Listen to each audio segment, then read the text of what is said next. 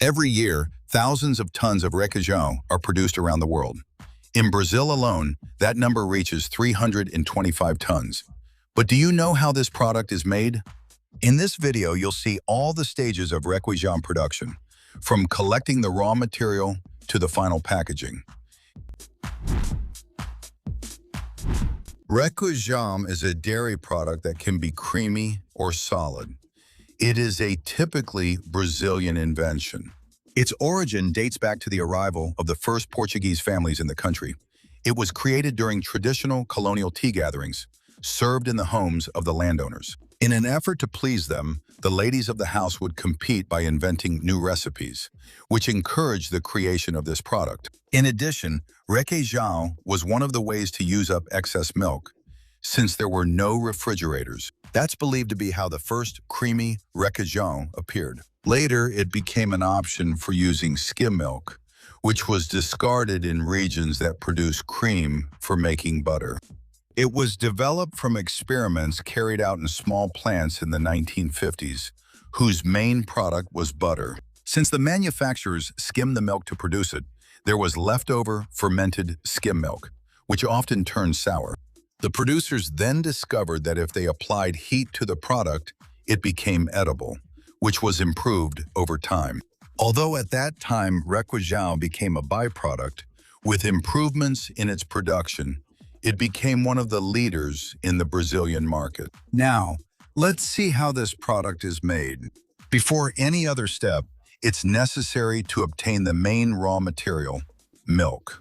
In general, the factories receive milk from several farms, which can be small, medium, or large producers.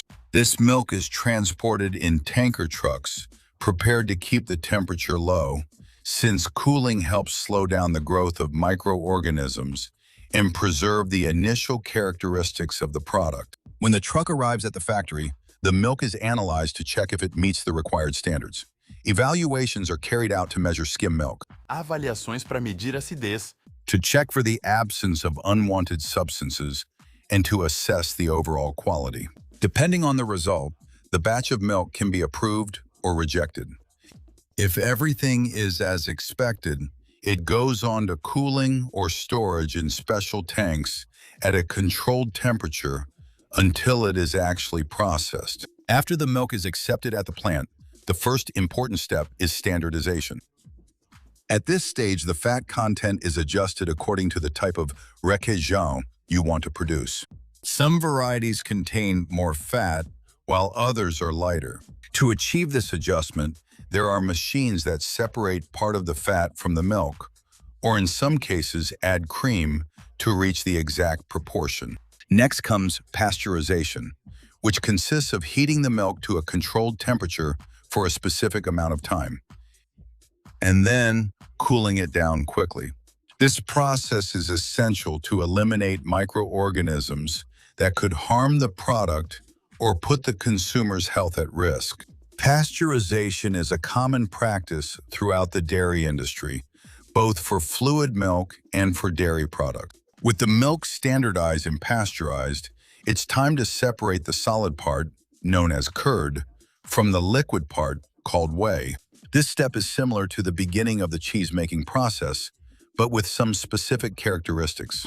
The milk has rennet or other coagulants added to it, which cause the formation of a gel. This causes the proteins and fat to start clumping together. After some resting time, this gel is cut so that the whey can separate more easily. The cutting is done carefully. In modern production lines, there is equipment that cuts the curd into small cubes, allowing for a more efficient and faster separation. The whey resulting from this separation will be partially discarded or used for other purposes. But in the case of requeijão, there may still be interest in using specific fractions to retain some moisture and give the final product the creaminess that consumers expect. Then, what remains of the curd is refined to form the base of the requeijão. Usually, cream is added to give more body and flavor, although it all depends on the desired product profile. In well-equipped factories, large tanks mix the base with cream and possible additives that help stabilize or enhance the flavor. For example, salt is crucial not only to adjust the flavor, but also to act as a preservative. In some types of requeijão, light thickeners may be used, which help with consistency without changing the taste too much. Another important point is the control of temperature and agitation. The requeijão needs to be heated while the ingredients are mixed to ensure that the mixture is homogeneous and free of lumps. After mixing the components, the mixture usually goes through a process known as melting. In specific equipment, it is subjected to more intense stirring and controlled heating so that the protein and fat particles combine in the best possible way. This is the stage where the creamy texture comes together because the heat helps merge particles that would otherwise stay separate, forming lumps or hard spots. This melting step is carefully controlled so the mixture does not burn, which would affect its flavor and color. At the end of the melting stage, the requeijão is transferred to holding tanks, where it receives final adjustments in flavor and consistency. The responsible technicians taste the mixture, checking if the salt level is correct. At this point, they also evaluate the consistency. If necessary, make any adjustments to the moisture or creaminess before the mixture cools completely. In some cases, a little cheese or other complementary ingredients are added to create different versions, such as requeijão with herbs or requeijão with other specific flavors.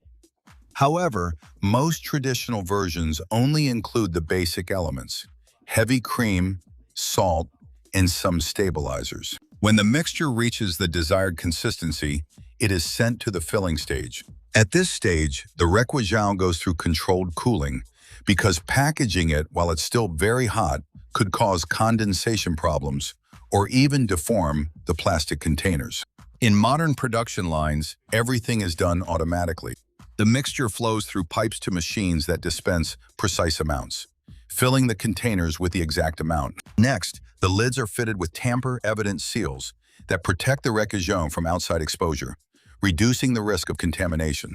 The hygiene and temperature controls on the filling line are strict. This prevents bacteria from developing on the way between the tank outlet and the sealing of the packages. Once the container is sealed, it then goes through labeling, which includes information on ingredients, nutrition facts, the production date, and the expiration date.